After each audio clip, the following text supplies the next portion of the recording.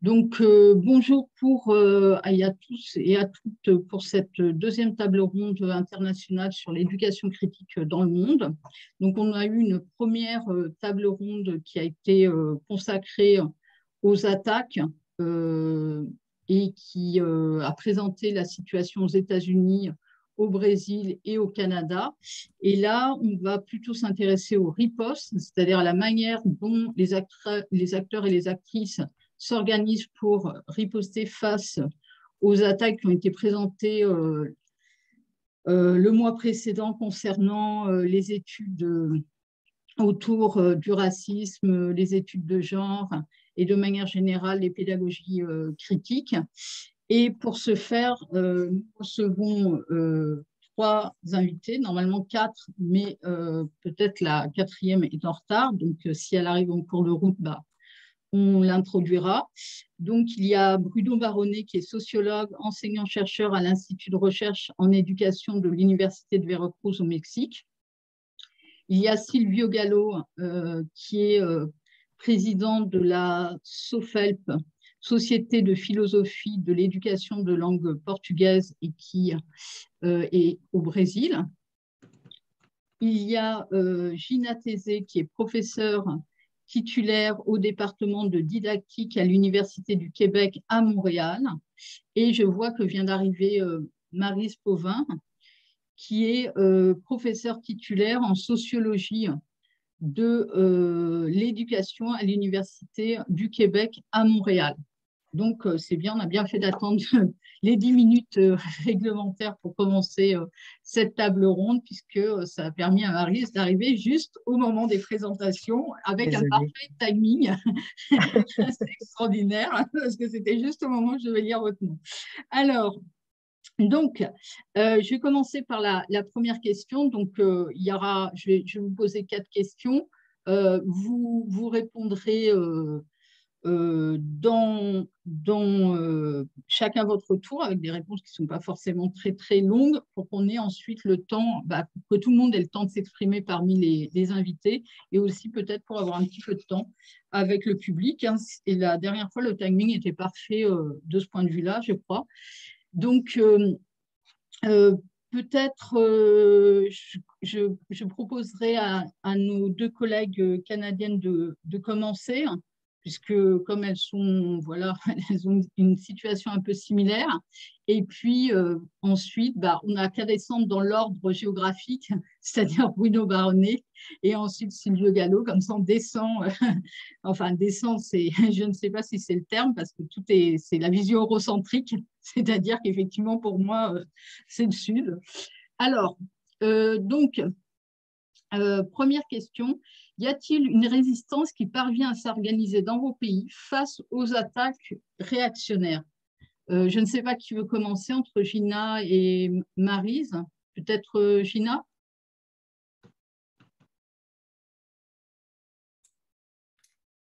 Oui, voilà, merci.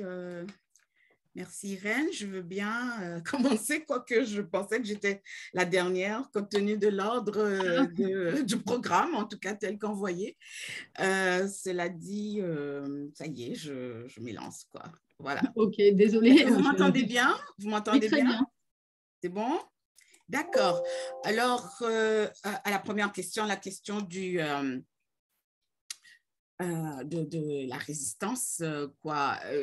Vous nous avez situé au Canada, mais je vais parler d'abord plutôt du contexte québécois sans en parler vraiment, mais pour dire que je me situe en fait beaucoup plus, j'ai situé mes réponses plutôt dans un contexte québécois et en même temps dans un contexte mondial, puisque maintenant les contextes ne sont plus étanches, les barrières nationales ne sont plus étanches et donc les mouvements de résistance traversent aisément et fort heureusement d'ailleurs, les frontières et donc ce contexte québécois, il est imprégné aussi des turbulences et des mouvances du monde. Cependant, je dirais un mot en ce qui concerne le contexte québécois actuel, qu'il soit social, politique, médiatique, culturel, éducatif. À mon avis, moi, personnellement, je le trouve plutôt inquiétant. en ce qui concerne les réponses, les diverses réponses aux perspectives sociocritiques. Alors, à la question, je dirais tout d'abord oui, je dois dire que oui, il y a bel et bien résistance face aux diverses attaques exercées contre les acteurs sociaux qui ont une posture, qui adoptent une posture sociocritique. Cependant, la réponse à ces attaques, en fait, ne sont pas des ripostes comme telles. Une riposte serait une réponse prompte, immédiate, vive, une contre-attaque, en somme, face à ces attaques. Or, les réponses aux attaques sont plutôt des luttes nécessaires, voire urgentes, qui sont menées en continu, sans relâche et avec une grande vigilance de génération en génération d'ailleurs. Et donc, en ce sens-là, les précurseurs de ces mouvements de résistance, en fait, sont toujours là, bel et bien présents. Il faut dire aussi que les acteurs sociocritiques en éducation ou dans d'autres champs disciplinaires ou d'autres secteurs de la société ne sont pas en guerre. Bien au contraire, ce qu'elles et ils proposent, ce sont diverses versions de nouvel humanisme, des versions qui émanent de voix diverses en différents contextes, en différentes régions, de ce que Édouard Glissant appelle le tout-monde. Et de plus en plus, on entend ces voix du tout-monde qui se font, on ose prêter l'oreille donc à ces voix du tout-monde. Cependant, dans le monde francophone, en général, j'espère que mes collègues seront d'accord avec moi, dire que la résistance fait face à un obstacle majeur, un obstacle épistémologique. Les concepts, autrement dit, les mots-outils nécessaires pour poursuivre les luttes sont confisqués ou encore sont invalidés ou même démonisés dans les médias, notamment au Québec. Ces concepts comme par exemple déjà le concept de race et la famille de racisme systémique, diversité, woke, wokisme, colonialité, sont devenus des mots, littéralement des injures, dans le sens de certains chroniqueurs au Québec, d'ailleurs des chroniqueurs qui sont très suivis dans les médias, dont l'un justement séjourne en France actuellement. Au Québec particulièrement, je dirais que la résistance, malheureusement, n'a pas encore traversé les murs étanches de l'éducation formelle scolaire, surtout en français. La résistance n'a pas non plus traversé les murs des milieux universitaires, du moins tout particulièrement les milieux francophones. Il semble bien que la colonialité de la langue française soit un obstacle majeur qui rende difficile la résistance dans cette langue comparée à la résistance dans le monde lusophone, dans le monde hispanophone ou dans le monde anglophone. Et donc, bon, pour ne pas trop prendre du temps, je dirais qu'il ne s'agit pas de riposte, il s'agit bien d'une résistance de fond, lente et profonde, permanente en fait, qui indique qu'un changement de paradigme est en cours. Un changement de paradigme au sens de Thomas Kuhn, hein, une révolution en fait, un changement radical nécessaire qui fait passer de la pensée coloniale à la pensée décoloniale, toutes deux coexistent actuellement, bien sûr, mais révèlent de plus en plus qu'elles sont inconciliables. Le changement est progressif, il y a beaucoup de ressacs et les attaques sont aussi des mouvements de ressac vis-à-vis de l'avancée de cette pensée décoloniale. Mais on peut penser justement que la résistance lente et profonde continue, peut amener à un moment de bascule, à un certain moment, à une transformation radicale. Ouais. Voilà. Merci, Gina. Peut-être, Maryse, vous voulez bien oui, compléter. je vais enchaîner. Oui, Voilà. Je suis désolée du retard. Je pense que je me suis trompée d'heure. En fait, je suis à Marrakech et il y a juste 1 heure de différence. Et donc, je m'attendais à être présente à 6 heures, mais il fallait que je sois là à 5 heures. Donc, j'ai aussi été nager et j'ai l'oreille bouchée. Alors, j'entends pas très bien. Je vous dis ça de façon très conviviale. Peut-être que je vais vous demander de répéter parfois parce que j'ai vraiment une oreille bouchée. Je vais faire un peu de... Je vais continuer en fait sur la lancée de ma collègue Gina Tézé On a vu beaucoup dans les dernières années de débats publics au Québec, entre autres sur l'utilisation du mot qui commence par N, le mot nègre. Il y a un célèbre ouvrage des années 70, en fait fin des années 60, qui s'appelle Nègre blanc d'Amérique, qui a fait l'objet, qui est en fait un livre qui a été écrit par un membre du FLQ, le Front de libération du Québec, en fait, en s'inspirant de Carmichael et des Black Panthers aux États-Unis, en disant, écoutez, les processus de domination et d'oppression peuvent être vécus par différents groupes qui ont été minorés, dominés, colonisés, dont les francophones après la conquête britannique. Et donc, on se retrouve dans une complexité des rapports ethniques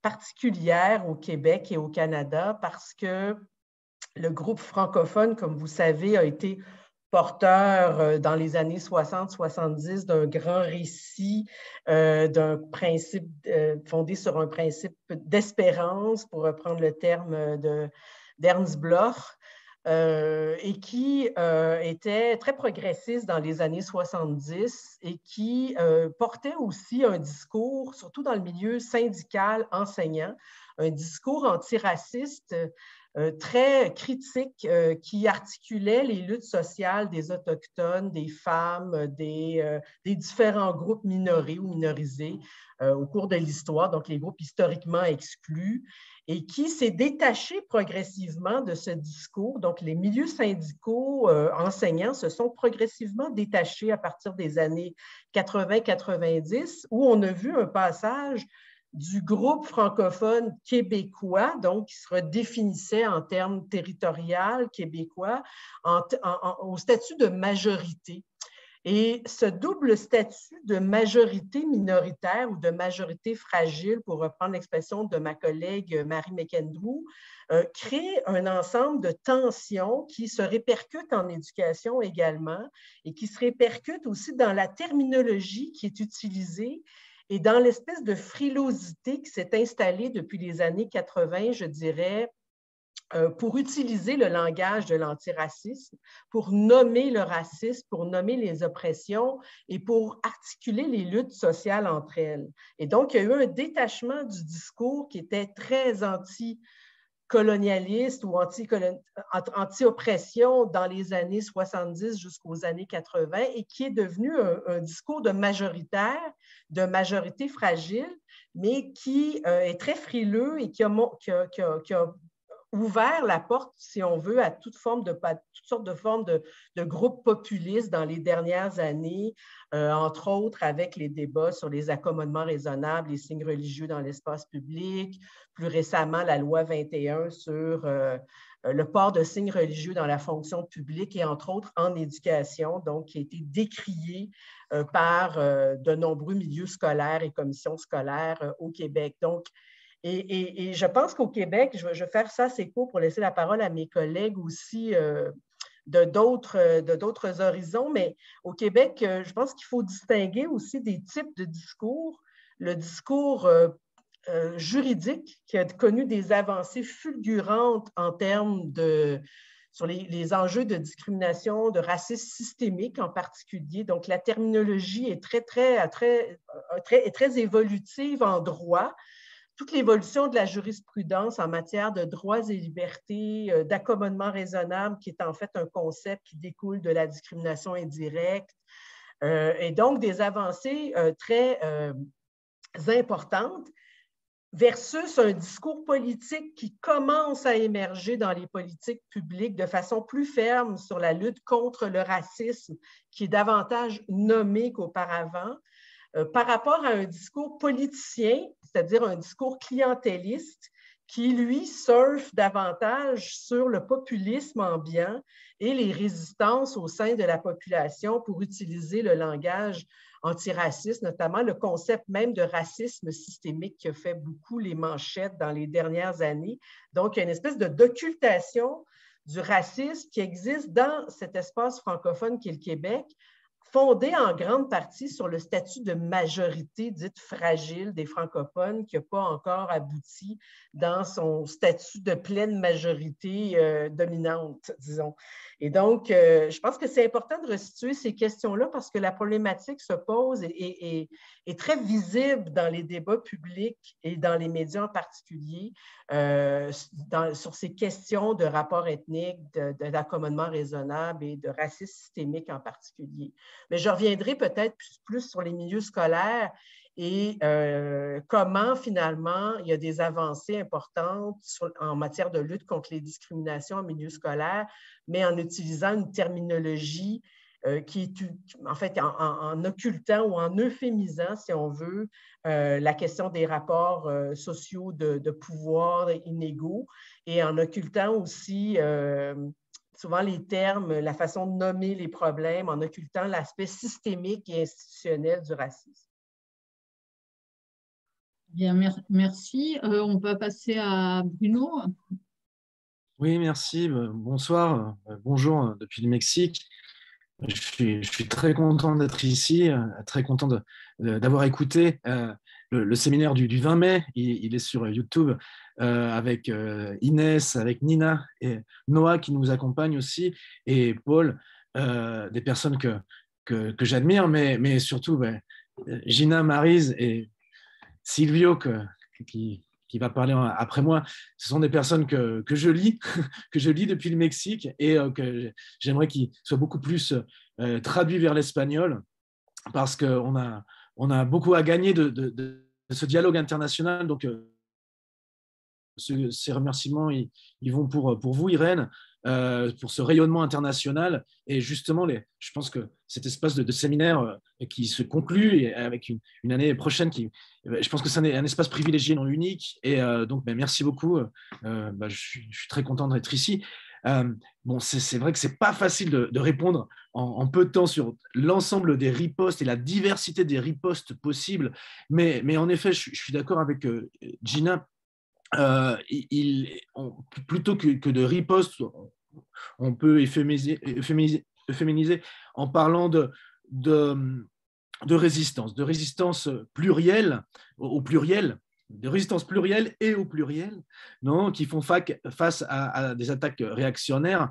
Alors, et c'est là où je rejoins beaucoup ce qu'a dit Gina dans ma lecture du Mexique et de l'Amérique latine en général, c'est que c'est des résistances qui se font de génération en génération, pas seulement par des mouvements de peuples, mais par des peuples en mouvement.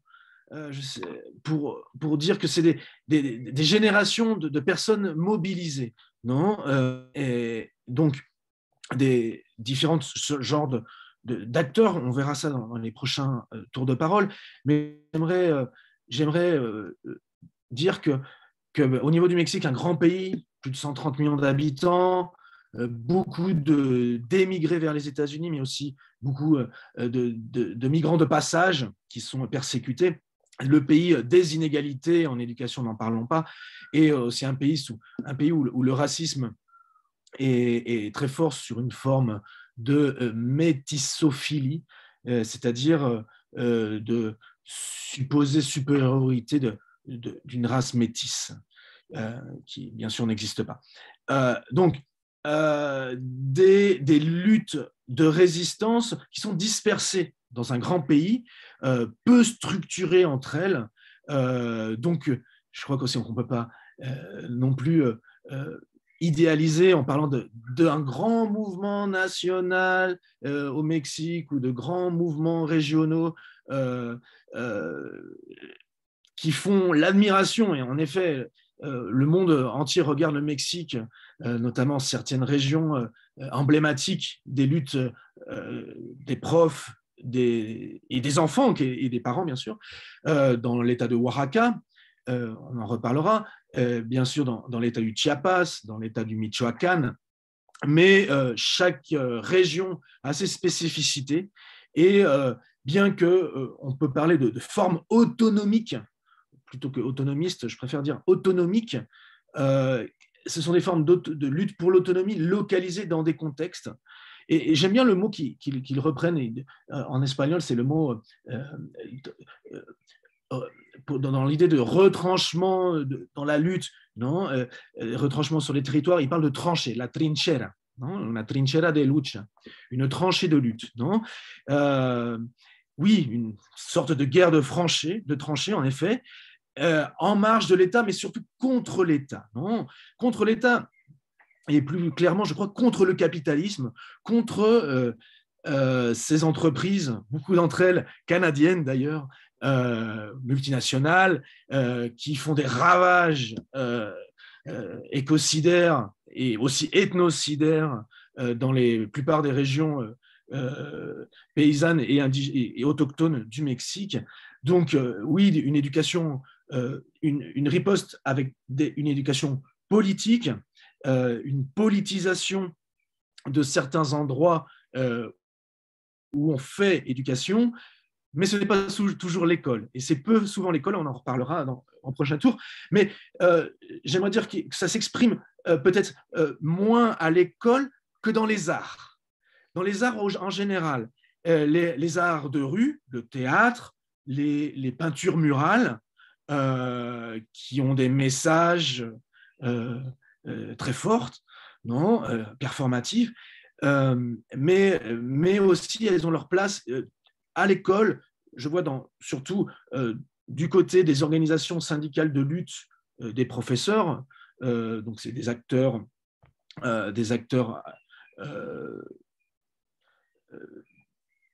de classe moyenne qui ne sont pas paysans, non, mais aussi des organisations urbaines qui défendent des territoires urbains, donc souvent des nouveaux quartiers dans les périphéries des grandes villes. Et je pense qu'en troisième lieu, et c'est ce qui fera l'objet peut-être d'une prochaine intervention ici, je voudrais écouter Silvio, mais les organisations des paysans autochtones, comme celle du Congrès national indigène et celui de l'Armée zapatiste de libération nationale, qui font un mixte entre des stratégies d'éducation populaire et des stratégies à l'école, d'une autre école, une école où, d'ailleurs, est-ce qu'on pourrait l'appeler école? Je pense que c'est déjà, on pourrait se poser la question, mais où la spécificité de cette lutte antiraciste, anticoloniale et on va dire anticapitaliste aussi, elle a la particularité d'être autodéterminée. C'est-à-dire qu'elle répond à des principes de libre détermination et d'organisation autogérée de l'école. Et c'est le système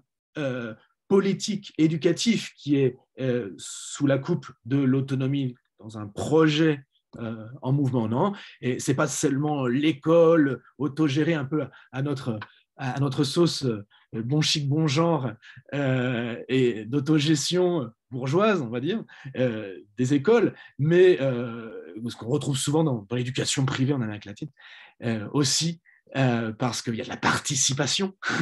On en appelle à la participation. Non, dans le cas de ces alternatives autochtones, comme celle des zapatistes au Chiapas, on est dans un autre projet de société où l'école fait partie des prérogatives des assemblées communautaires. Donc, c'est des territoires, comme disent les zapatistes, des territoires où le gouvernement obéit, et donc ce seraient des territoires aussi où les enseignants, si on peut les appeler ainsi, obéissent au peuple. Donc on en reparlera, mais ça me fait, je pense que ces mouvements sont les plus efficaces. Voilà, merci. Bien, merci pour ces éléments. On va laisser la parole à Silvio. Bonjour à tous et à toutes. Je remercie aussi à Irène l'invitation et la possibilité d'être là avec vous et parler à propos de ces sujets qui c'est très important pour nous. Bon, je m'excuse, mais je vais commencer avec quelques mots à propos de la situation de la pédagogie critique au Brésil afin d'expliquer mon point de vue sur la question. Et donc, j'irai reprendre quelques mots de Inès dans la fois précédente, parce que je pense que c'est important de faire un peu la contextualisation de la question pour comprendre la situation au Brésil, qui c'est peut-être une situation un peu différente du Mexique, du Canada, en raison du gouvernement autoritaire que nous avons dans ces moments-là au pays. Bon, nous avons eu au Brésil 2 décennies de dictature militaire, du 1964 au 1985. Et après ces périodes-là, le pays a construit une nouvelle constitution fédérale aux années 1988. Et cette nouvelle constitution s'est appuyée sur l'affirmation de la citoyenneté. Pendant la dictature, ont été développés quelques efforts autour de pédagogie critique pour faire face à une éducation techniciste et aliénante que la dictature a mise en place. Parmi ces efforts d'une éducation critique, je peux citer bien sûr Paulo Freire, et pardon, mais je voudrais prononcer son nom en brésilien, Paulo Freire. Et donc, la pédagogie freirienne, bien sûr, mais aussi d'autres pédagogies d'orientation marxiste, comme pédagogie critique, pour faire face à l'éducation autoritaire de la dictature. Mais avec la nouvelle constitution du pays, avec la redémocratisation du pays, ces pédagogies critiques mélangées avec quelques contraintes néolibérales,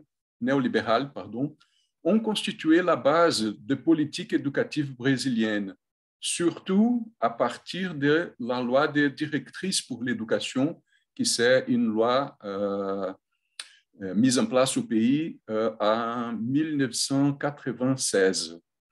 J'essaie de dire donc que nous avons eu la situation paradoxale au Brésil d'avoir quelques pédagogies critiques au sein de l'appareil de l'État.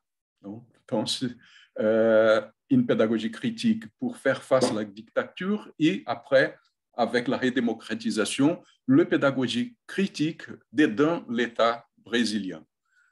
Pour comprendre ces situations-là, je travaille avec le concept foucaultien de gouvernementalité et je propose, pour analyser la situation brésilienne, opérer avec une idée d'une gouvernementalité démocratique. Il s'agissait pour nous, au pays, de former les citoyens pour les gouverner en tant que citoyens. Nous n'avons pas la situation de citoyenneté pendant la dictature, alors qu'il faudrait, dans ces moments-là, à la fin des années 80, de préparer les citoyens, de former les citoyens. L'école a été directement travaillée avec la tâche de former les citoyens. Dans ce cadre-là, on a vu une forte affirmation de l'éducation républicaine, des efforts pour ouvrir l'éducation publique aux parties de la population qui n'avaient pas accès à l'école, dès l'éducation enfantine jusqu'à l'université. Les mots-clés de ces moments-là a été le mot de l'inclusion. Il faut inclure les citoyens dans l'éducation, dans l'école, dans la participation politique. Une série d'efforts autour de la pédagogie inclusive a été mise à l'ordre du jour par tous les pays. Et nous avons donc une inclusion des plus pauvres, une inclusion des populations afro-descendantes, une inclusion des populations natives brésiliennes, une inclusion des personnes avec des difficultés d'apprentissage, soit d'ordre corporel, physique, ou soit d'ordre mental. Comme une machinerie de l'État, ces politiques ont été mises en marche pour différents partis politiques qui ont gouverné le pays dans cette période. Mais c'est indéniable, je pense, que cette politique a été accélérée pendant le gouvernement du Parti des travailleurs entre 2002 et 2016. Et donc, nous avons toute cette situation que je propose d'appeler comme une gouvernementalité démocratique et donc appuyée sur les pédagogies critiques de façon générale. C'est dans ces contextes-là que les attaques à la pédagogie critique sont aussi constituées au pays. Les mouvements conservateurs, et je pense dans les mouvements conservateurs dans les sens politique, économique, religieux en général, pour nous, c'est très important, les mouvements conservateurs religieux avec les églises pentecôtistes qui font tout un travail d'orientation conservateur avec le valeur religieux. Ces mouvements-là ont construit un discours pour faire face à cette politique éducative qui était à la fois, dans ces moments-là, une politique du gouvernement. Et ces mouvements conservateurs sont articulés avec des secteurs d'activité et d'entreprises qui demandaient un profil plutôt néolibéral de formation professionnelle. Donc, d'un côté, nous avons une pédagogie critique dedans l'appareil de l'État, produisant son processus éducatif dans l'éducation publique du pays. Et d'autre côté, nous avons la confrontation de ces mouvements plutôt conservateurs, mais en même temps organisés avec les entreprises pour demander une éducation pour faire face à la formation professionnelle, pour le capitalisme, pour le marché du travail et tout ça. C'est dans ces contextes-là que les attaques à la pédagogie critique sont organisées et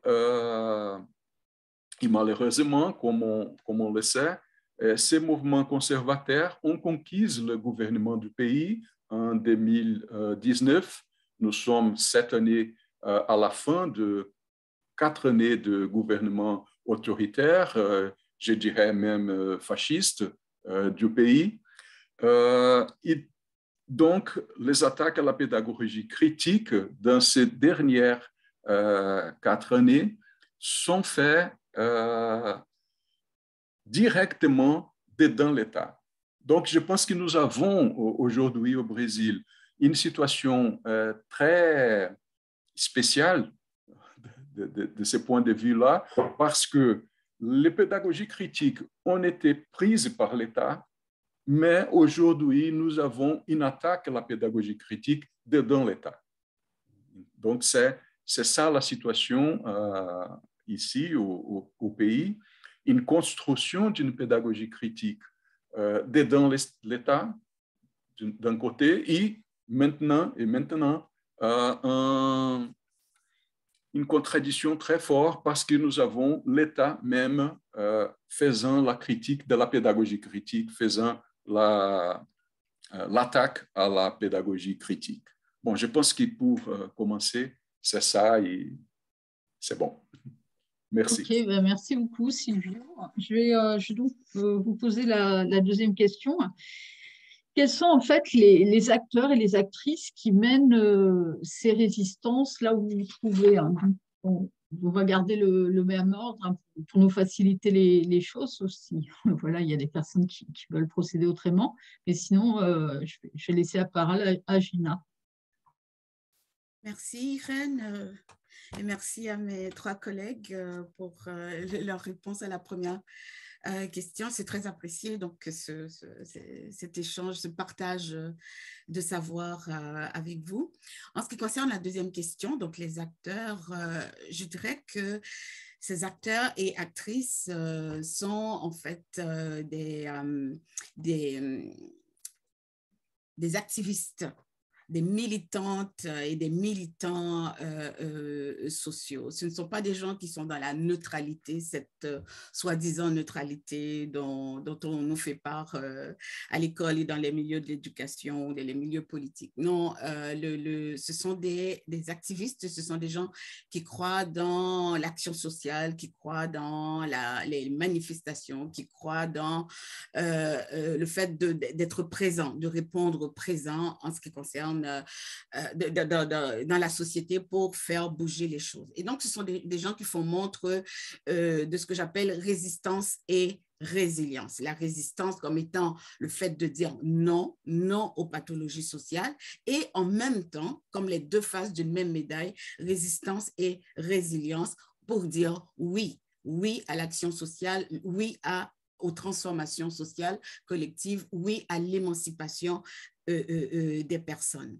Et en ce sens-là, ces personnes, ces activistes militants, on pourrait dire, luttent contre finalement ce que Hannibal Quijano appelle la matrice coloniale des pouvoirs et des savoirs, où sont noués comme dans un nœud gordien 4 grandes pathologies socio-environnementales, le racisme, le patriarcat, le classisme doublé du capitalisme et l'extractivisme, cette mainmise sur l'environnement, en fait, sur la terre-mère. Donc, ces personnes, ces activistes militants qui font montre de résistance et de résilience en même temps, sont des personnes qui luttent dans des mouvements donc antiracistes, aussi féministes et aussi contre les binarités de genre, donc tout ce qui a trait aux diverses sexualités. Ces personnes luttent dans ces mouvements-là et aussi des mouvements anticapitalistes contre le néolibéralisme, troisième mouvement, et aussi des mouvements environnementalistes, les mouvements écologiques qui sont de plus en plus forts, notamment avec l'énergie impulsée par les jeunes, mais pas seulement les jeunes, les mouvements écologiques finalement sont aussi transgénérationnels, on pourrait dire, sont transculturels, sont aussi transnationales. C'est pourquoi, bon, ma collègue Maryse a bien campé tout à l'heure le contexte québécois, mais je pense en même temps, et elle serait d'accord avec moi, que ces luttes-là, ces personnes-là, finalement, œuvrent de manière transnationale, transculturelle, transsectorielle, transdisciplinaire, et j'irais même à dire translingue, puisque les concepts finalement traversent d'une langue à l'autre. En ce qui concerne le Canada et le Québec plus particulièrement, j'aimerais souligner des personnes, ces acteurs et ces actrices, activistes, et militantes et militants, notamment les femmes autochtones. Je pense que beaucoup de gens œuvrent dans la société, naturellement, à contrer, à mener cette résilience, mais les actions des femmes autochtones, depuis une dizaine d'années, une douzaine, une quinzaine d'années, on pourrait dire, au Québec et au Canada, finalement, sont fort éloquentes et constituent d'une certaine manière des modèles. Les femmes autochtones font face non seulement au racisme, mais aussi au patriarcat, mais aussi au classisme, mais aussi aux problèmes environnementaux.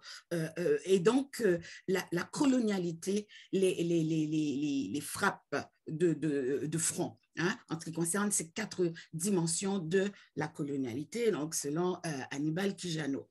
Et donc, on voit de plus en plus elles émergent, mais en fait, on y est plus sensible, je pourrais dire, depuis 10 ans, depuis 15 ans, mais ces voix ont toujours été présentes, elles ont toujours été présentes, mais on les entend maintenant, peut-être parce que nous sommes plus à l'écoute, parce que la colonialité, c'est ça aussi. L'autre peut parler, mais nous ne sommes pas à l'écoute. Et donc, les femmes autochtones se déploient maintenant dans la sphère médiatique, dans les sphères artistiques, culturelles, etc. Et de plus en plus, on les entend. Et ce qui est intéressant, c'est qu'elles font montre justement d'une pugnacité en ce qui concerne la résistance résilience décoloniale et en même temps, elles avancent avec une main tendue.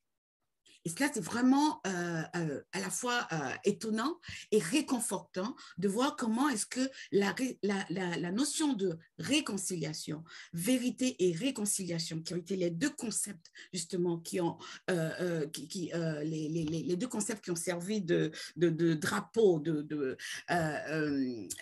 pour les mouvements, les peuples en mouvement, on pourrait dire, comme disait notre collègue tout à l'heure, Bruno, les peuples en mouvement et les mouvements des peuples, la vérité et la réconciliation, on sent que les femmes autochtones, qu'elles soient Cri, Anishinaabe, Algonquin, Innu, etc., les femmes autochtones du Québec et du Canada portent en elles, elles ne font pas que dire ces concepts, elles les portent en elles, vérité et réconciliation.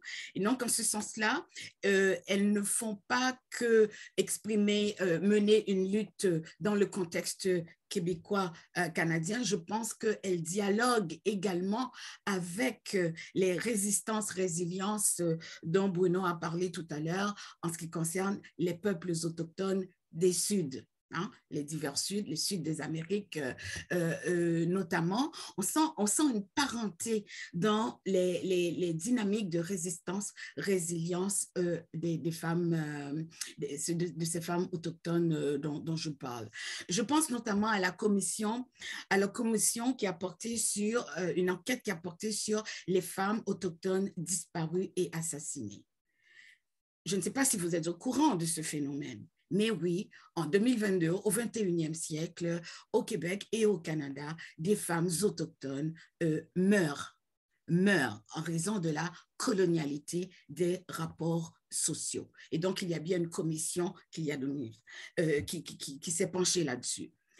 Il y a à peine un an, la découverte de sépultures d'enfants dans les cours de certains pensionnats dédiés aux enfants autochtones, hein, pour les décoloniser, pour les coloniser plutôt, pour faire sortir l'Indien, entre guillemets, en eux, ces pensionnats autochtones, ben, non seulement ce sont des lieux supposément éducatifs, hein, qui ont donné lieu à toutes sortes d'exactions, de violences envers ces enfants, mais cette violence est allée justement on pourrait dire, au meurtre de ces enfants et ajouter en plus l'affront sans sépulture et rien. Et bien maintenant, on découvre de temps en temps, de nouvelles fosses où ont été enterrés des enfants des pensionnats autochtones. Et bien, croyez-le ou non, ces femmes autochtones, elles avancent, elles luttent tout en tendant, on pourrait dire, la main de la réconciliation. En ce sens-là, je trouve que ce sont des modèles extraordinaires dont il faut tenir compte, qu'il faut écouter, qu'il faut accompagner et surtout, je pense qu'elles nous offrent une sorte de pédagogie à la fois critique, à la fois politique, éthique et écologique. Il faut être à l'écoute de ces femmes autochtones. Bien, merci Gina. Je vais laisser la parole à Maryse.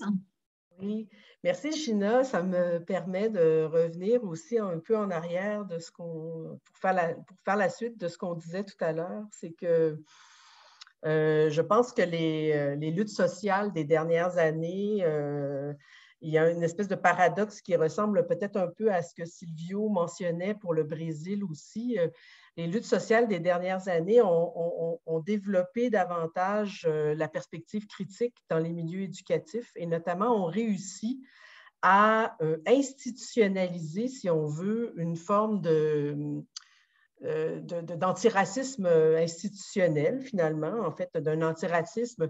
Je prends l'exemple des Autochtones que tu mentionnes, Gina. Les Autochtones ont des comités de ministres de l'éducation autochtone, des Premières Nations, qui ont développé ce qu'on appelle la compétence 15.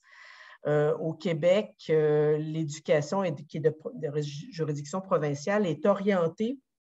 Toute la formation des maîtres est orientée autour des fameuses compétences et un travail a été fait dans les dernières années, entre autres par les communautés autochtones, pour développer des compétences chez les enseignants qui sont évaluées dans la pratique, évaluées dans la théorie et la pratique, et qui orientent les programmes de formation des enseignants. Il y a beaucoup donc, ils ont développé la fameuse prise en compte des réalités, expériences, pratiques pédagogiques autochtones dans la formation des maîtres comme un élément obligatoire de la formation des maîtres. Donc, c'est intéressant de voir comment la résistance peut se jouer dans des formes très, très institutionnelles, mais aussi de façon un peu tranquille par une série de mesures, finalement, qui transforment le système éducatif. La même chose a été faite aussi par, nous, on a beaucoup travaillé en réseau avec des professeurs qui ont adopté des compétences, des éléments de compétences plus inclusives, plus antiracistes, plus antidiscriminatoires. Donc, on a ajouté des éléments de composantes évalués dans les stages pratiques en enseignement pour la prise en compte des réalités des jeunes réfugiés, des discriminations vécues par les élèves, du vivre ensemble et des rapports ethniques à l'école, etc. Donc, tous ces éléments ont fait leur petit bonhomme de chemin, comme je pourrais dire, pour finalement développer une approche qui est plus systémique et plus institutionnelle de la lutte contre le racisme et les discriminations, mais dans la formation même des enseignants, dans la formation des maîtres. Donc, ça, c'est intéressant. Mais revenons à l'idée des débats sociaux et des luttes qui ont fait changer les paradigmes. Je pense que d'une époque à l'autre, dans les périodes très polarisantes, on revoit davantage de réémerger, je dirais, des postures qui remettent en question les rapports de pouvoir inégaux et les rapports d'oppression. On les a vus peut-être plus dans les années 70 et 80.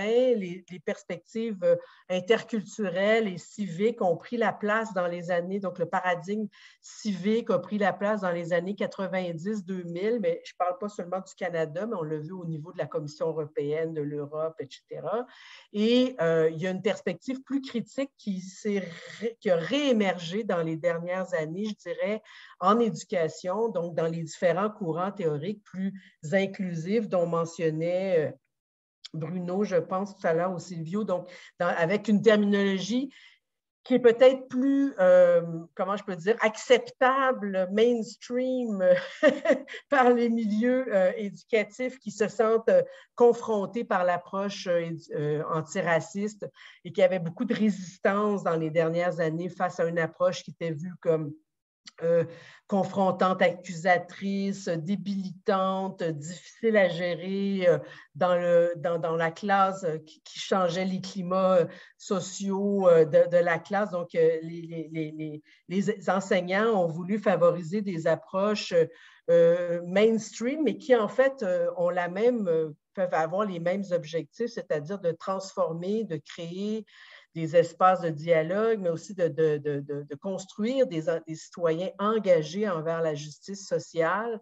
Et donc, la terminologie change, est moins heurtante et moins perçue comme accusatrice, disons, parce que ça a été une critique qui ressort de toutes les études sur sur l'approche antiraciste dans les milieux scolaires par les enseignants, mais une perspective qui plus axée sur les droits, la compréhension de l'égalité profonde, une approche sur, par et pour les droits et libertés qui permet de comprendre davantage les rapports d'oppression et d'inégalité, mais à travers une lecture des droits et une lecture de l'équité et de l'inclusion. Donc, il y a beaucoup d'acteurs qui avait un discours, par exemple, je pense à George Dye, qui est un scientifique connu au Canada, qui a adopté une perspective antiraciste systémique au niveau scolaire, mais qui, dans les dernières années, parlait plutôt d'inclusion et parlait beaucoup d'équité en milieu scolaire. Donc, lui-même avait utilisé une terminologie qui était un peu différente. Et qui était plus adapté. Un phénomène aussi qu'on a vu beaucoup, et qui a ramené la question du racisme et des micro-agressions et de la problématique de l'existence du racisme en milieu scolaire, c'est beaucoup les jeunes des minorités racisées de 2e génération, 3e génération qui ne sont pas, qui sont pas des immigrants, en fait, mais qui ont des attentes beaucoup plus élevées que leurs parents en termes d'égalité sociale et de droits acquis, si on veut, par l'histoire. Et donc, qui ont fait réémerger beaucoup les luttes antiracistes, notamment autour de la fameuse commission sur le racisme systémique. Donc, c'est beaucoup des jeunes militants, comme disait Gina, qui ont créé une pétition au Québec, au Canada, pour demander la mise sur pied d'une commission d'enquête sur le racisme systémique dans le contexte aussi de George Floyd, bon, des bavures policières aux États-Unis, au Canada aussi, et donc qui ont insisté et qui ont réussi finalement à non pas faire adopter une commission sur le racisme systémique, mais un groupe de travail, un groupe d'action gouvernementale sur le racisme. Et l'une de ces grandes propositions, c'est d'obliger les curriculums scolaires à traiter les enjeux du racisme auprès des élèves. Donc, l'enseignement des élèves doit inclure obligatoirement dans l'une des recommandations, donc inclure les enjeux de racisme et discrimination, et la formation des maîtres doit obligatoirement inclure également des contenus antiracistes. Donc, il y a des avancées gouvernementales, paradoxalement, qui sont combinées à des discours populistes. Alors, le premier ministre refuse d'utiliser le terme de racisme systémique, de reconnaître que ça existe au Québec, mais en même temps, il y a un groupe d'action gouvernemental qui a fait un rapport avec des recommandations qui transforment les institutions pour prendre en compte davantage les questions de racisme et d'antiracisme. Donc, on a d'un côté les discours des politiques publiques et des plans d'action gouvernementaux versus les discours politiciens et clientélistes, comme je le mentionnais tout à l'heure. Et donc, c'est important parce que les luttes sociales permettent des avancées importantes.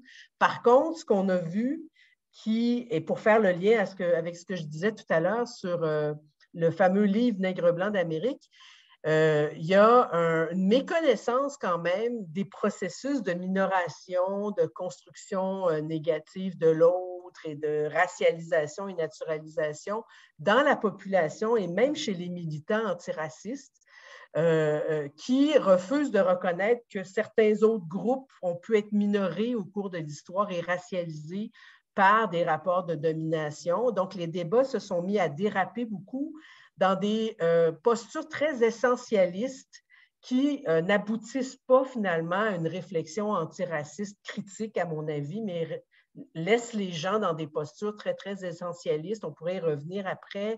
Peut-être Gina ne partage pas cette idée-là, mais il y a quand même des dérapages essentialistes qui ont eu lieu dans les dernières années, dans lesquels, qui ont été critiqués là, par plusieurs membres des communautés racisées reconnues, là, des personnalités comme Dany Laferrière, etc.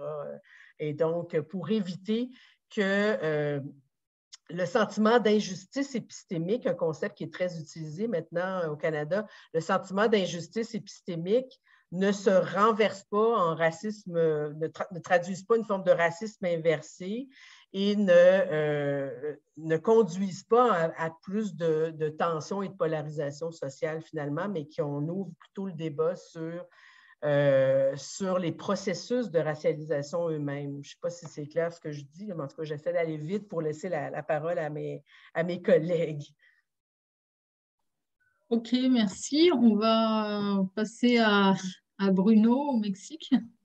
Merci. Non, c'est très riche. J'aimerais continuer le dialogue.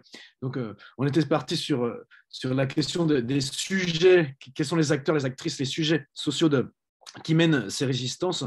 Et je vois les liens qu'on peut faire transnationaux sur ces sujets, ces sujettes. C'est souvent des femmes, en effet, on va y revenir. Mais je voudrais coïncider sur une chose, c'est sur la récupération discursive ou folklorisante, essentialisante de la part des institutions, donc qui n'hésitent pas à parler surtout dans le cadre du gouvernement de centre-gauche au Mexique,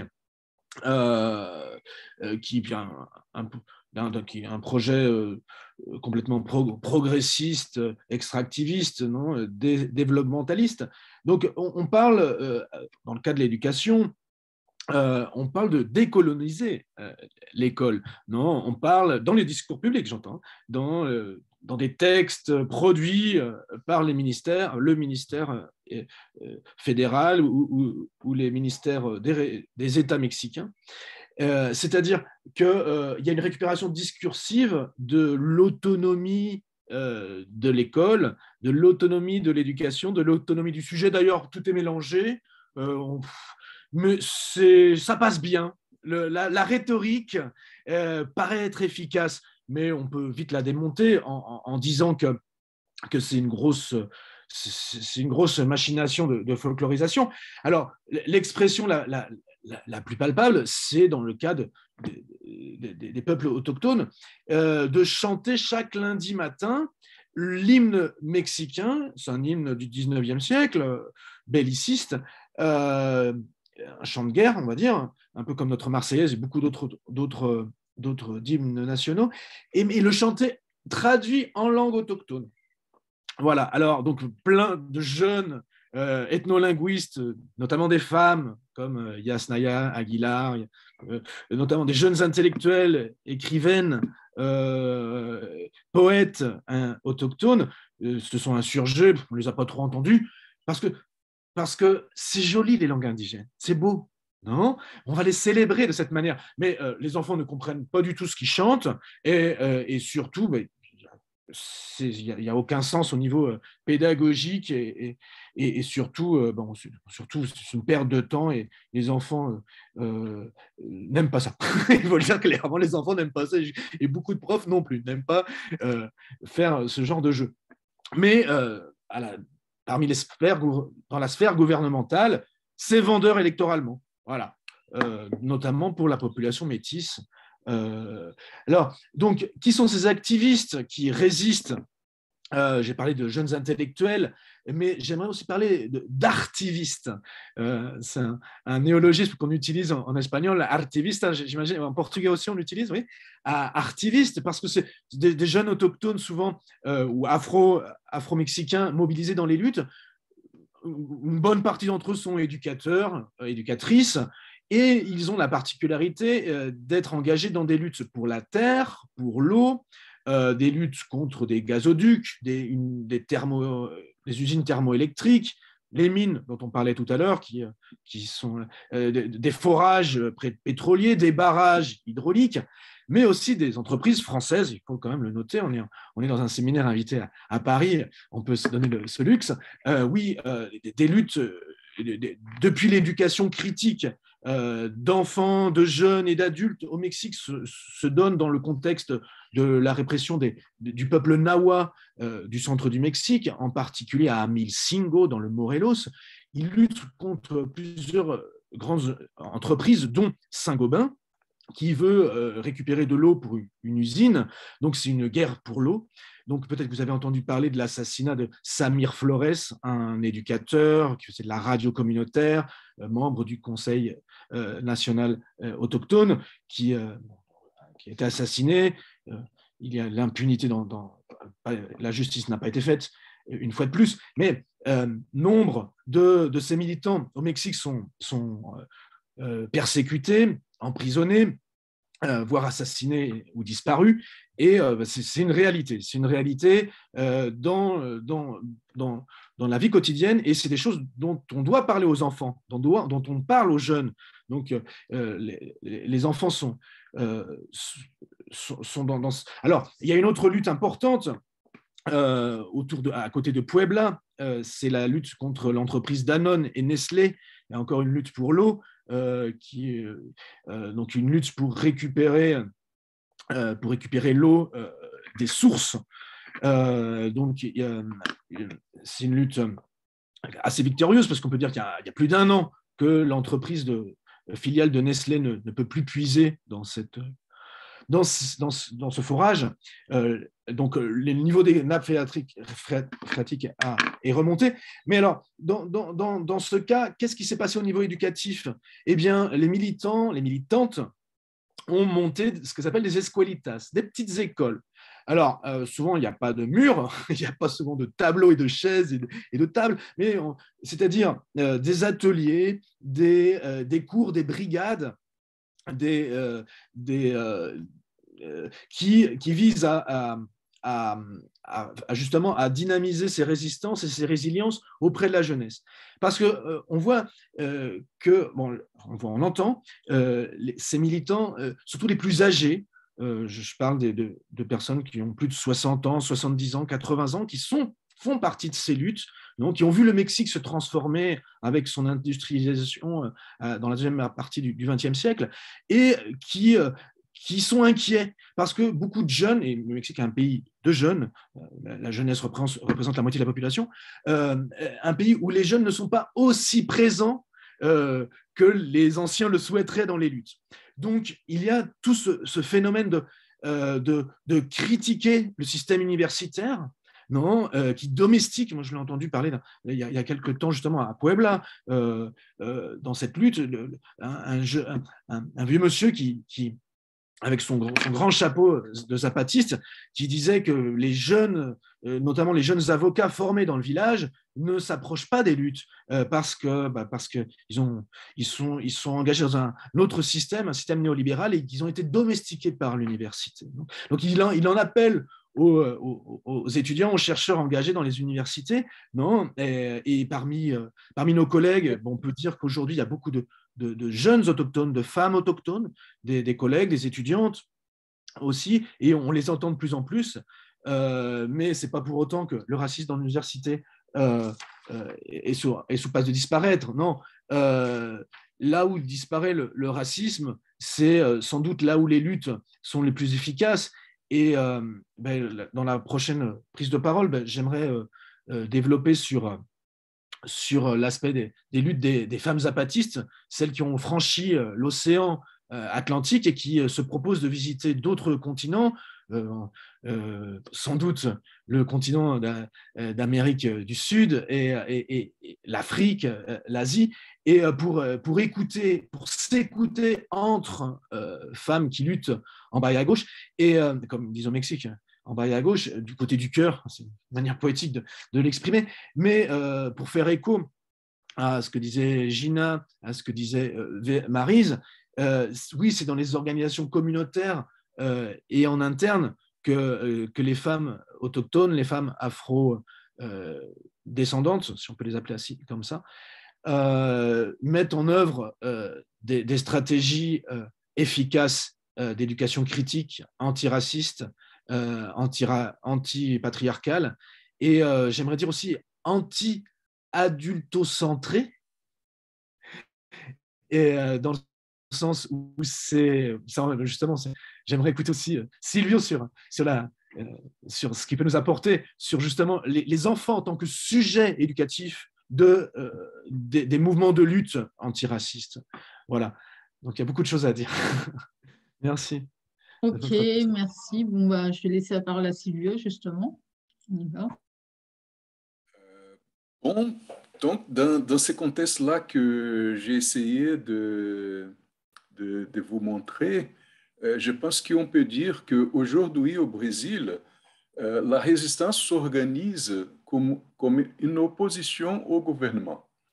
C'est plutôt une résistance au gouvernement et plutôt une lutte d'hégémonie dans la production des politiques éducatives.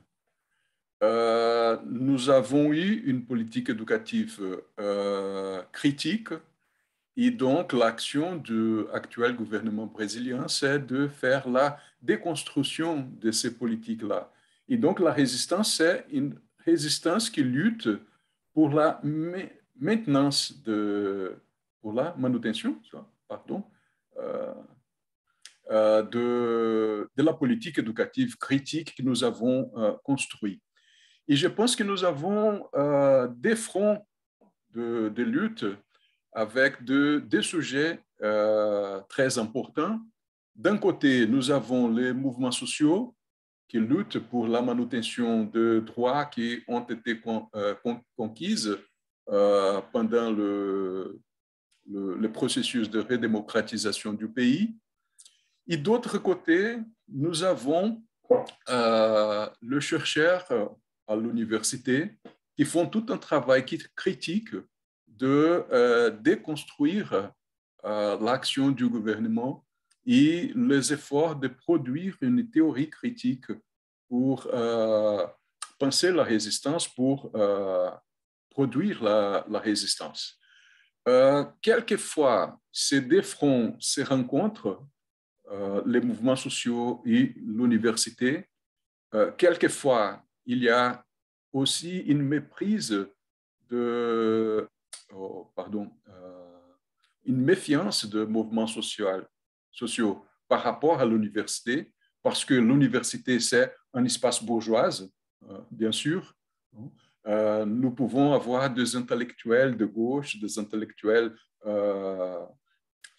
populaires à l'université, mais l'université, c'est un espace bourgeois, et donc il y a une méfiance de mouvements sociaux avec l'université, bien sûr, mais quelquefois, nous produisons des alliances importantes entre le mouvement social et l'université pour faire face à ce processus qui est mis en scène pour le gouvernement fédéral du Brésil. Mais nous avons aussi un autre front de lutte qui c'est très important, à mon avis, qui c'est l'engagement des professeurs, les enseignants et les enseignantes à l'école primaire, à l'école secondaire et même à l'université, parce que ils font tout un effort pour affronter l'exaction du gouvernement et des politiques conservatrices dans l'éducation. Nous avons un travail de famille qui font la critique du type d'éducation qui est fait à l'école publique au Brésil aujourd'hui.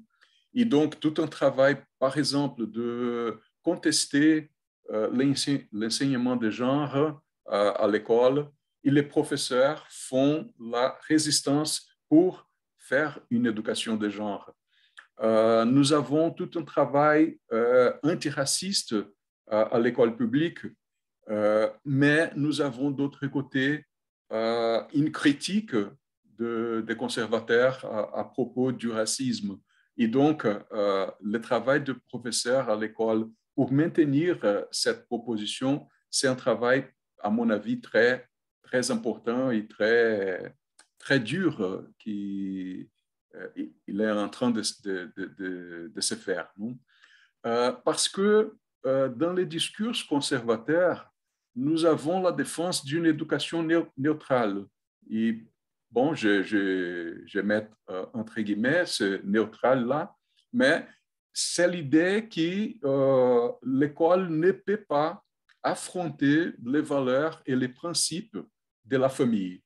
Mais l'école républicaine, l'école publique, l'école républicaine, c'est plutôt l'espace d'avoir les différences et les contradictions et les formations et la formation pour les étudiants, et pour les élèves et pour les étudiants de façon générale contre cette préoccupation de famille d'avoir une éducation neutrale à l'école parce qu'ils veulent la formation morale plutôt comme une formation de la famille.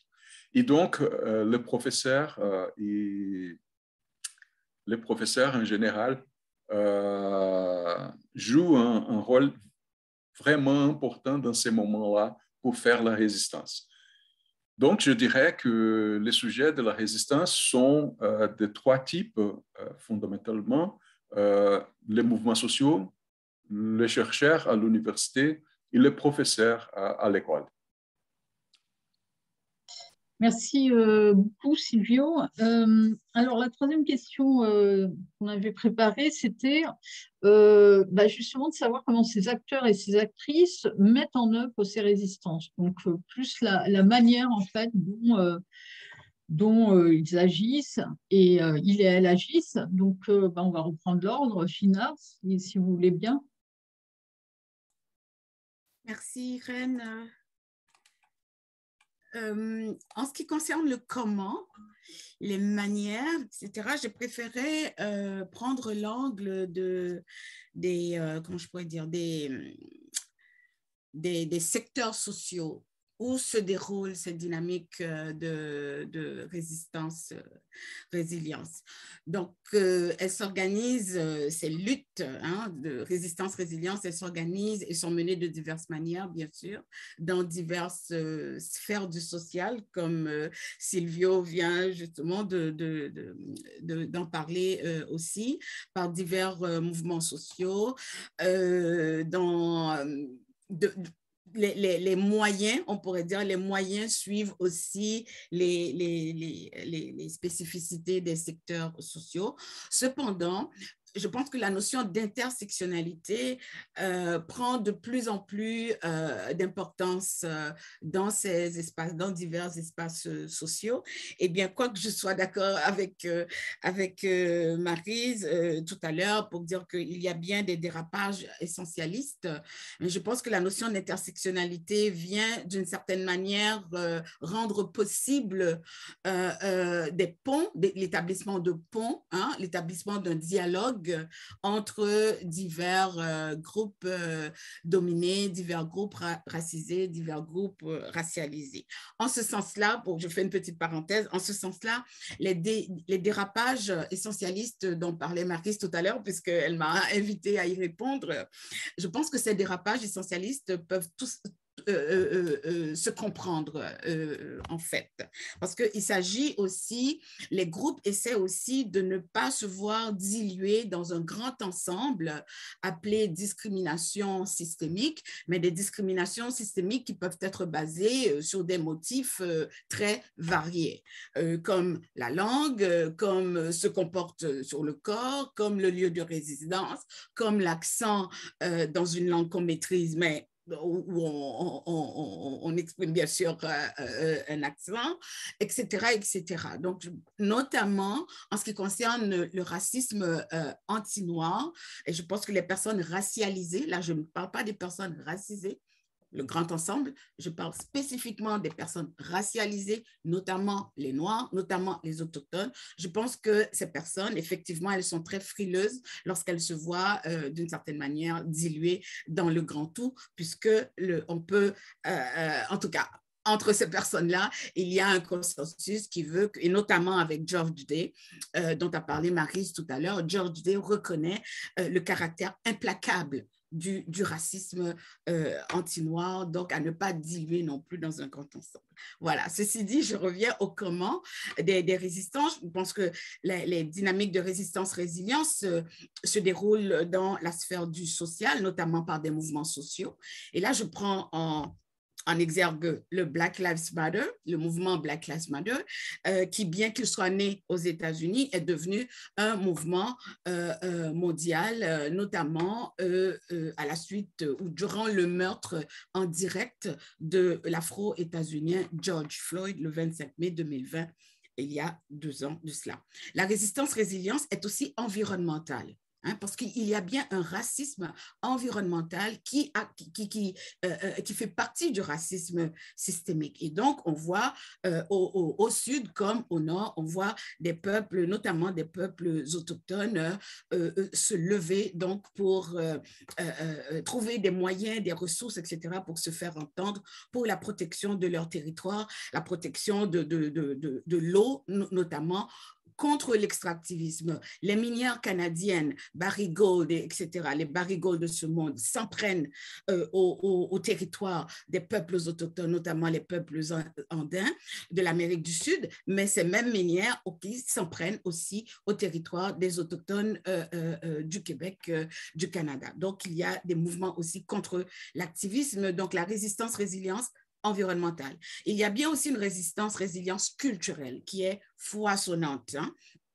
J'ai parlé tout à l'heure des femmes autochtones, mais ces femmes autochtones, elles se déploient beaucoup dans la sphère culturelle, beaucoup dans la littérature, le théâtre, le cinéma, la chanson, etc. Donc, la sphère culturelle est un lieu de résistance, résilience fort prisé. On a, par exemple, au Québec, il y a 2 ans de cela maintenant, on a en mémoire tout comment je pourrais dire, des turbulences sociales qui sont devenues aussi politiques, médiatiques, en ce qui concerne les 2 pièces de théâtre, l'une du dramaturge Robert Lepage, Slave, et l'autre pièce du même dramaturge, Kanata, qui ont fait grand bruit puisque on estimait que la sous-représentation traditionnelle, historique des Noirs et des Autochtones dans la sphère médiatique, dans la sphère culturelle, était d'une certaine manière exacerbée par les choix de ce dramaturge. La résistance-résilience, elle est aussi épistémologique. Vous avez entendu parler sûrement des attaques contre la théorie critique de la race, contre la théorie de l'intersectionnalité, contre la théorie de la décolonialité, mais fort heureusement, ces théories, finalement, font leur chemin dans la société. Et donc, de plus en plus, ces théories donnent lieu à des concepts qui sont repris, à des principes, à des valeurs, à des concepts qui sont repris par divers mouvements sociaux. Donc, ces concepts sont de plus en plus, font partie de l'environnement sonore globalement. La publication aussi de livres, d'articles en français, hein, et en ce sens, j'aimerais saluer le travail d'Irène dans cette nouvelle édition du livre de Paulo Freire, La pédagogie des opprimés, qui en français n'a pas eu beaucoup de rééditions. Et donc, Irène, il s'agit d'un travail vraiment fort apprécié que ce que vous avez fait donc, en rendant possible cette nouvelle édition de La pédagogie des opprimés en français, au moment même où nous étions en train de célébrer le 100e anniversaire de naissance de Paulo Freire. La résilience, elle est aussi politique, sauf que, comme disait Maryse tout à l'heure, pas dans la politique politicienne, la politique, mais plutôt, on pourrait dire dans le politique. Et donc, à l'échelle mondiale, nous sommes actuellement, 2015-2024, nous sommes actuellement dans ce que l'ONU et l'UNESCO ont déclaré comme étant la décennie internationale des personnes d'ascendance africaine. Reconnaissance, justice et développement. Tout cela, c'était pour reconnaître comment est-ce que la situation des personnes d'ascendance africaine, notamment dans les Amériques, plus de 200 millions de personnes qui font face encore, par la colonialité, qui font face encore comment je pourrais dire, à l'historicité de l'esclavage et de la colonisation par les dynamiques de domination. Cette année, en 2022, nous entamons jusqu'en 2032 la décennie internationale des langues autochtones. Et donc là, encore, ce sont des manières pour l'ONU et l'UNESCO de mettre de l'avant justement les situations de domination, d'oppression, d'exclusion sociale vécues par ces personnes, ces communautés, ces peuples. En ce qui concerne la résistance-résilience, je termine avec ça, la résistance-résilience en éducation formelle, malheureusement, ce n'est pas pour demain. La résistance-résilience des éducateurs se fait encore trop peu en éducation formelle. En fait, la résistance-résilience a lieu en éducation, en fait, malgré l'éducation. Hein? Parce que l'éducation, justement, y met beaucoup d'obstacles. Il s'agit d'un cadre normatif rigide. Il s'agit assauts au pluriel néolibéraux sur l'éducation, marchandisation de l'éducation, etc. La colonialité qui sévit depuis plus de 5 siècles maintenant, 530 années de colonialité, la colonialité des savoirs, la colonialité des pouvoirs fait bel et bien partie de l'édifice éducatif. Les critères de scientificité, notamment la neutralité dont parlait Silvio tout à l'heure, l'universalité, l'objectivité, la vérité, continuent justement à à légitimer, à justifier l'exclusion des autres savoirs. Et enfin, en éducation, malheureusement, même lorsqu'on parle de criticité, on confond l'esprit critique, qui est somme toute cognitif, d'accord, et la conscience sociale critique dont tu as si bien parlé et qu'a propagé par ses écrits notre bien-aimé, on pourrait le dire comme ça, Paulo Freire. Voilà. Ok, très bien. Je vais laisser la parole à Maryse. Oui, merci. Très riche, très intéressant. Gina, j'abonde dans le même sens. Je vais peut-être moins couvrir plusieurs secteurs, mais plutôt me concentrer sur l'éducation, les éducateurs, pour revenir un peu à ce que je disais tout à l'heure sur la formation des enseignants. Je pense qu'il y a un rôle très important des enseignants comme nous, des professeurs d'université et des superviseurs de stage, etc., pour la formation des enseignants à la fois théorique et pratique, parce que, je reprends l'expression de Paulo Freire, justement, des compétences, des savoirs agir dans des contextes diversifiés où des jeunes vivent des situations de discrimination et des inégalités importantes. C'est former aussi à former la tête, la main et le cœur, c'est-à-dire par des savoirs, des savoir-faire, des savoir-être qui construit un savoir-agir dans des contextes donnés. Et parmi ces savoirs, tous les processus de construction, à travers des rapports inégaux de pouvoir, des catégories sociales, à travers des rapports de pouvoir, sont des enjeux extrêmement importants. Pardon, ma batterie est en train de... Excusez-moi,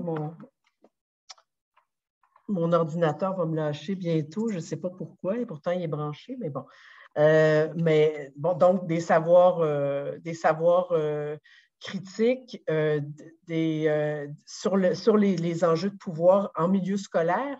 Et donc, tu parlais, Gina, des jeunes noirs, des jeunes racialisés qui dénoncent de plus en plus, je pense aux jeunes qu'on appelle les béliers solidaires à l'école Henri Bourassa, ou des jeunes qui ont dénoncé non seulement des dérapages racistes évidents, mais aussi le fait qu'ils ne se voient pas dans le curriculum, ils ne se voient pas dans les cours d'histoire, la place des minorités est absente, donc il y a ce que Miranda Fricker appelle l'injustice épistémique. Ils ont à la fois un déficit d'intelligibilité puisqu'ils ne se voient pas dans les savoirs enseignés par l'école et donc luttent pour renverser leur absence ou leur invisibilité et donc avoir un statut de porteur de savoir qui échangent dans l'espace scolaire avec les enseignants et un déficit de crédibilité. Souvent, ils ne sont pas crus, ils ne se sentent pas entendus. Et donc, il y a une banalisation des situations de racisme envers les jeunes noirs à l'école, par exemple. Et donc, ils renversent cette situation-là par des dénonciations de plus en plus importantes. Et ça, je pense que la place des jeunes, on les voit de plus en plus, ils sont de plus en plus médiatisés, ils sont de plus en plus dans l'espace des médias sociaux pour dénoncer aussi ces situations-là. Donc, c'est un renversement des formes d'injustice épistémique que perpétue l'école envers les jeunes des minorités racisées. Et la formation donc des enseignants en termes de reconnaissance des expériences vécues par les élèves, de voix des groupes, des jeunes minorisés, d'équité à l'égard des expériences et des réalités vécues, des besoins des élèves qui peuvent être différents selon les situations sociales vécues par les élèves. Un élève immigrant qui vient d'arriver, qui n'a pas d'amis, donc il a besoin de reconnaissance, d'appartenance et de comprendre les contenus scolaires et les repères plus grands que les autres, donc une prise en compte des besoins en termes d'équité, d'expérience, de reconnaissance de l'expérience de chacun.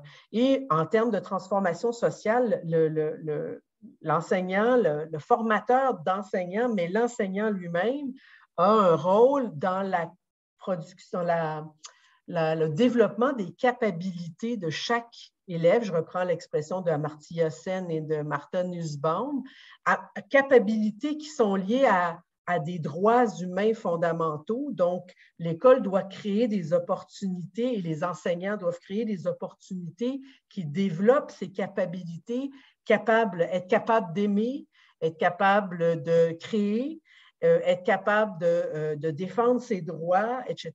C'est un ensemble de capacités, finalement, qui sont liées directement aux droits et libertés fondamentales comme l'explique très bien Nussbaum, qui sont donc liées et donc capacité qui est très étroitement liée au concept d'agentivité, donc la capacité d'agir, la puissance d'agir, et je reprends les termes de Judith Butler et de d'autres personnes, donc qui amènent à transformer socialement son milieu en utilisant le droit à l'école, le rapport au droit. Donc, ce n'est pas toujours un rapport de soumission, mais un rapport de droit positif, de transformation sociale de l'école, en faisant des jeunes des acteurs de l'école, porteurs de savoir, porteurs de droits et capables de prendre des décisions démocratiques. Donc, je pense que tout cet enjeu de la formation des maîtres et du rôle de l'enseignant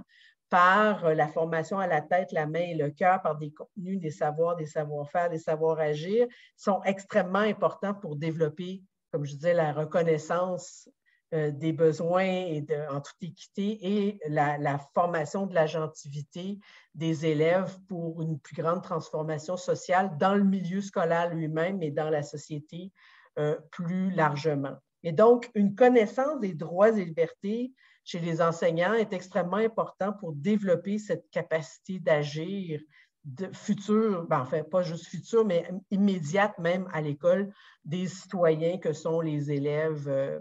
Et ça, c'est des finalités importantes dans les cours, dans les référentiels de compétences, dans les travaux qu'on demande à nos étudiants. On a créé je donne un exemple là, parmi d'autres, il y a tellement de projets qui se font dans le milieu scolaire, mais en milieu de formation des maîtres, le concours étudiant sur les enjeux de prise en compte de la diversité, du racisme, des discriminations, des inégalités, on a transformé ça en travaux à faire dans les cours, mais ça amène une réflexion obligatoire pratiquement des enseignants sur ce qu'ils peuvent construire comme situation d'apprentissage à l'école à partir de projets pédagogiques qui construisent autour de ces problématiques sociales-là. OK, bien, merci Maryse. On va laisser la parole à Bruno.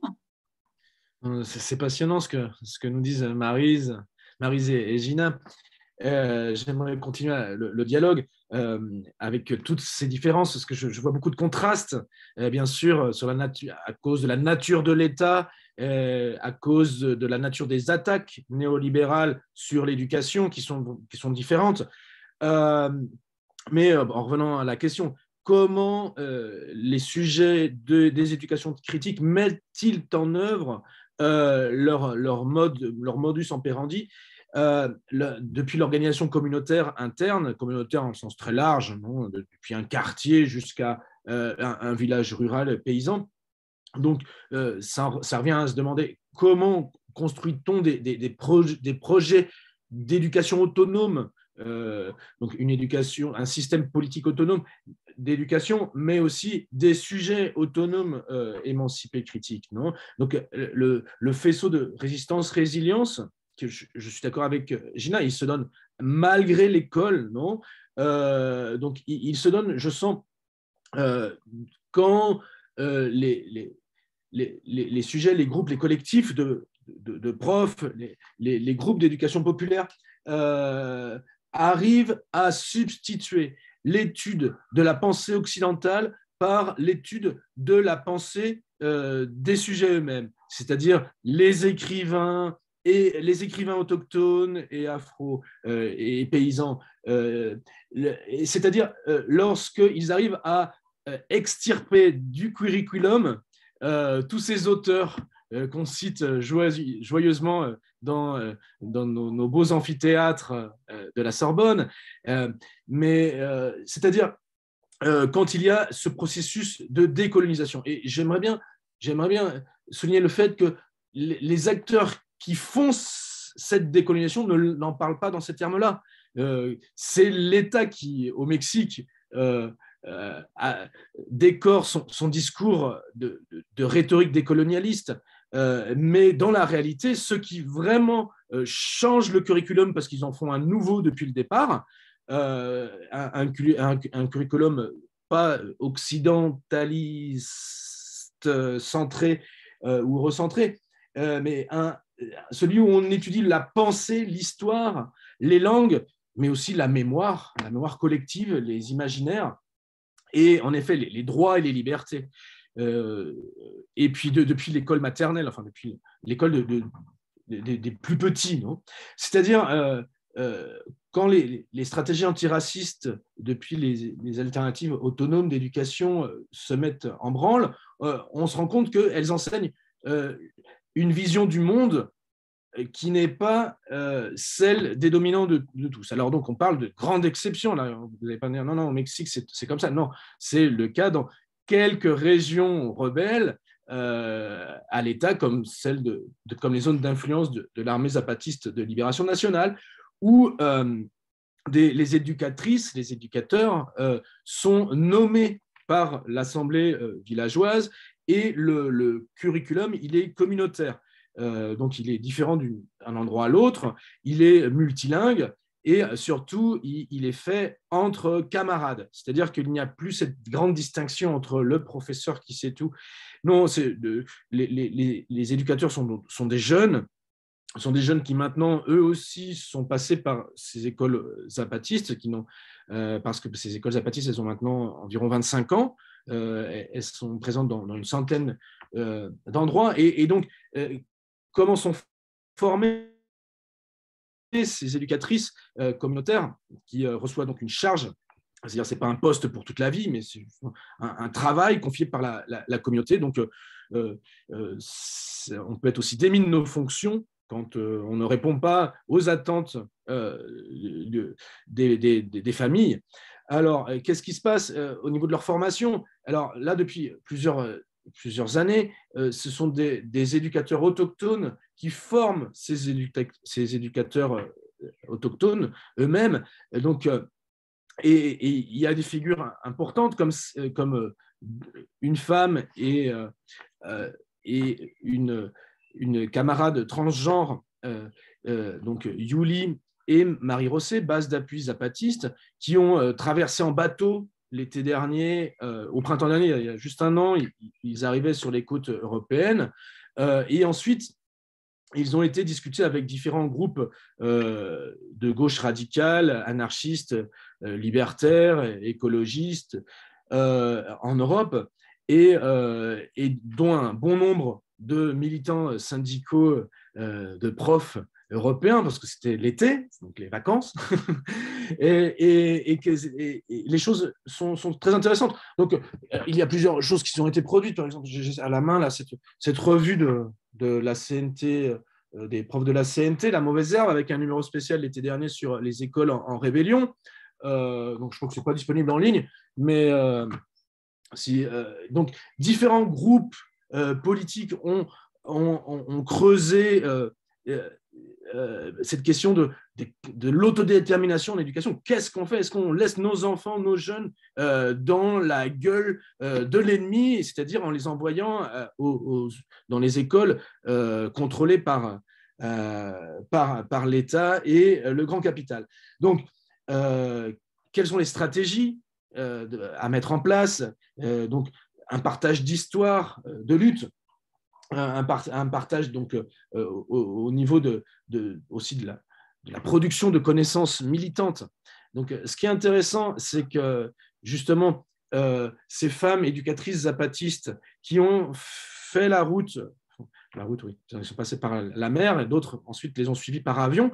Dans cet échange, qu'est-ce qu'elles ont réussi à faire? C'est un vrai dialogue direct où c'est pas seulement qu'on s'écoute, c'est qu'on se voit et bon, dans le contexte du Covid, on ne peut pas se toucher, mais la vue, c'est-à-dire que le fait que des personnes autochtones, surtout des jeunes aussi, des jeunes femmes, visitent des luttes très, très différentes depuis des squats, Occupy, jusqu'à des fermes autogérées de paysans comme Longomai, ou alors des militants antiracistes, antifascistes, partout en Europe, non, de partager cette histoire, non, sans intermédiaire, sans vis-à-vis, sans un journaliste, sans un chercheur qui vient faire l'intermédiaire dans la parole, non.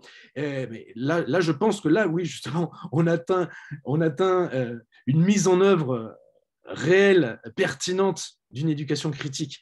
C'est-à-dire que le dialogue, il se fait entre militants de différentes natures. Non, c'est ce que peut-être que les apatistes ont réussi à faire, du moins cet été. Ils ont réussi à asseoir, du moins à Paris, des militants syndicaux révolutionnaires de différents bords, des différents courants, on va dire, des militants associatifs, des militants féministes, des militants antiracistes, qui peut-être n'étaient pas des militants gilets jaunes, qui n'étaient peut-être pas amenés à travailler ensemble, si ce n'est que le fait de recevoir la parole des femmes zapatistes en lutte a provoqué des choses intéressantes. Par exemple, je prends un seul exemple à Paris, parce qu'on est à Paris, comment le comité Paris Ayotzinapa, qui lutte pour la justice et la vérité dans le cas de la disparition de 43 étudiants normaliens et étudiants du Guerrero, de l'école d'Ayotzinapa, des paysans indiens, et comment ils se sont rapprochés cette année, l'an dernier, des collectifs parisiens contre la brutalité policière, non, et comment ces luttes, finalement, d'un internationalisme, d'un nouveau jour, voient la lumière. Donc, en fait, ces choses-là, ça dépasse l'école, mais je crois qu'il y a beaucoup de militants qui travaillent à l'école, à contre-courant, qui ne trouvent pas peut-être leur place dans leur équipe pédagogique, mais au moment de se retrouver avec d'autres personnes qui aussi sont dans ces tranchées dont je parlais tout à l'heure, je pense que là, justement, on arrive à une justice épistémique, on en parle, justice éducative, non, c'est-à-dire une plus grande justice sociale dans l'éducation. Bref, il y a beaucoup de choses à dire sur ces alternatives menées par les femmes autochtones, mais je pense qu'on a beaucoup de choses à dire sur nous, nos erreurs chez les Blancs européens ou les grandes métropoles du Sud aussi, non, où justement, on n'arrive pas à travailler main dans la main avec ces grandes militantes antiracistes parce que nos universités ne sont pas ouvertes, n'ont pas ouvert leurs portes à celles-ci. Non, voilà. Merci. Silvio, j'aimerais beaucoup t'écouter. Alors, je vais juste faire un point sur le temps. En fait, vous avez été un peu plus long. Peut-être qu'il y avait davantage de choses à dire. Enfin, peu importe, la question n'est pas là, mais nous avons un petit problème de temps. Donc, ce que je vous propose, il y a deux options. L'une, ce serait... alors, il y en a même trois. Il reste encore une question. Moi, je propose qu'on la supprime. Le temps de discussion, là, c'est un peu compliqué parce que soit le public risque aussi d'avoir d'autres choses à faire, et puis aussi les invités ont sans doute prévu un cadre temporel. Donc, ce que je vais proposer, c'est que Silvio dise ce qu'il a à dire, et peut-être après que l'on clôt sans avoir véritablement de temps de discussion, mais peut-être qu'on aura l'occasion d'un autre échange. Je ne sais pas ce que vous en pensez, parce que moi, je crains, pour moi, j'ai du temps. C'est pas du tout, de mon point de vue, j'ai prévu large sur mon temps personnel, mais je pense à la fois pour le public et puis pour les intervenants que vous n'avez pas forcément ce temps. Donc, sauf indication contraire, peut-être Silvio va clore un peu, et puis on mettra fin. Et je suis désolée qu'il n'y ait pas eu forcément le temps de discussion entre vous. Voilà, Silvio. Merci. J'ai choisi d'explorer les conflits de pédagogie critique au Brésil dans les terrains pédagogiques et scolaires, hein, surtout à propos de la situation que nous avons aujourd'hui avec le gouvernement autoritaire. Mais je pense qu'il faut aussi mettre en relief un mouvement très important et très intéressant que nous avons maintenant au pays, qui c'est le mouvement de formation et de prise de la parole par les intellectuels afrodescendants d'un côté, les intellectuels autochtones d'autre côté, les intellectuels féministes et même les intellectuels populaires, et tous ces gens-là en faisant produire une autre épistémologie. Nous avons un changement très important à l'université brésilienne maintenant. Je travaille à l'université de Campinas, par exemple, et nous avons eu à l'université toute une politique de discrimination positive pendant les dernières années. Nous avons augmenté beaucoup la population d'étudiants afrodescendants à l'université. Nous avons dans la population brésilienne autour de 50% d'afrodescendants et l'université brésilienne était une université blanche. Maintenant, nous avons beaucoup de populations afrodescendantes à l'université. Nous commençons à avoir aussi de populations autochtones brésiliennes à l'université en raison des politiques affirmatives que l'université a à faire. Et comme ça, nous voyons aussi toute une transformation au débat épistémologique à l'université. Parce que les étudiants nègres, par exemple, les étudiants autochtones nous forcent à nous, chercheurs à l'université, de lire les intellectuels afrodescendants, les intellectuels autochtones, le travail des intellectuels féministes et tout ça. Donc, je pense qu'il y a aussi toute une transformation vraiment intéressante et vraiment importante dans l'université. Mais pour parler un tout petit peu à propos du cadre que j'ai exploré avant, autour de mouvements conservateurs, de la résistance de la pédagogie critique, je voudrais mettre en relief deux cas qui sont des cas importants pour nous parce que nous avons eu la constitution d'un mouvement qui s'est autodénominé mouvement École sans parti, que faisait la discussion de que nous ne pouvons pas avoir un discours politique à l'école. L'école doit être neutrale, comme je disais avant. Mais nous avons fait tout un travail juridique de contradire ces mouvements école sans parti, par exemple. Donc, je pense qu'une résistance importante que nous avons, une forme de mettre en œuvre la résistance critique en éducation au Brésil, c'est la voie juridique de contester les mouvements conservatoires, d'un côté. D'autre côté, nous avons un programme du gouvernement fédéral qui c'est le programme de fournir aux écoles publiques de villes brésiliennes un mouvement qu'ils ont appelé de école civique militaire, qui c'est une chose très, très, très compliquée parce que, bon, bien sûr, nous avons quelques collèges militaires au pays pour former les postes militaires, mais nous avons la proposition de transformer quelques écoles publiques, surtout écoles des périphéries de grandes villes du pays, les écoles que reçoit la population plus pauvre du pays, en école civique-militaire. De quoi s'agit ça?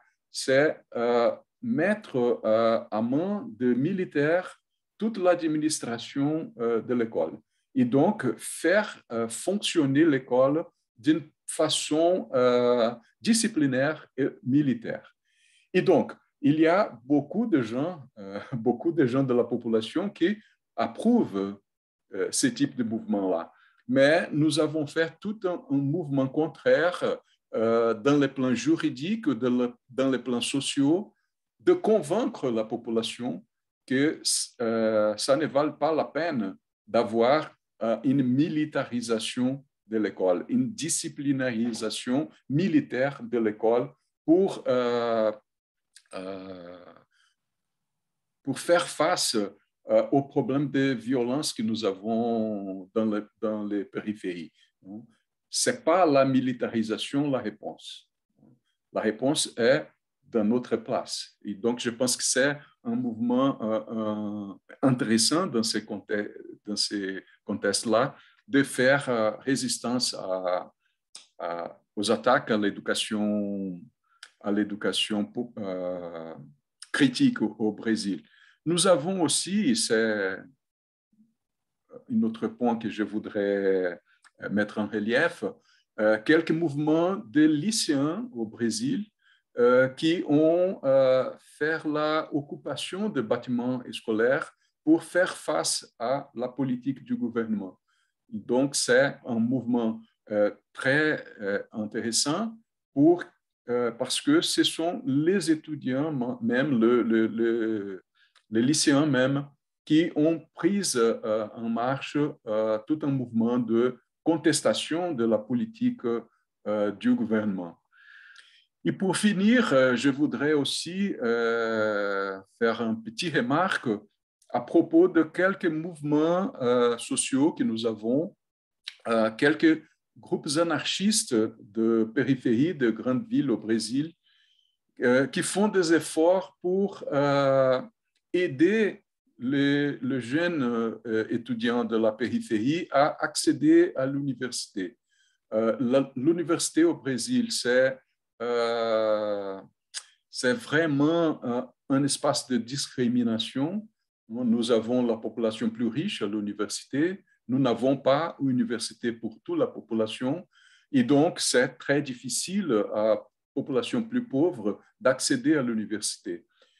Nous avons quelques examens d'accès à l'université qui sont vraiment compliqués pour la population plus pauvre. Et donc, nous avons quelques groupes, et parmi ces groupes, quelques groupes anarchistes de militants qui produisent quelques espaces de formation et de préparation de jeunes populations pour accéder à l'université. Et je pense que c'est un effort d'une éducation libertaire de produire un autre type d'éducation pour la population, pour qu'il soit possible à cette population-là aller à l'université, se former, se préparer pour faire une action dedans la société, une action à partir de sa propre classe sociale et de sa propre participation à la société et au monde. Je pense que donc, pour nous, c'est vraiment important de remarquer ce type d'actuation à la marge du débat plutôt scolaire de l'éducation, plutôt du débat de politique éducative qui est mise en marche pour le gouvernement. Ce type d'action de la population et de la population pour proposer quelques efforts critiques de formation et d'éducation pour travailler pour la transformation sociale. Bon, je pense que c'est ça pour ne pas dépasser le temps.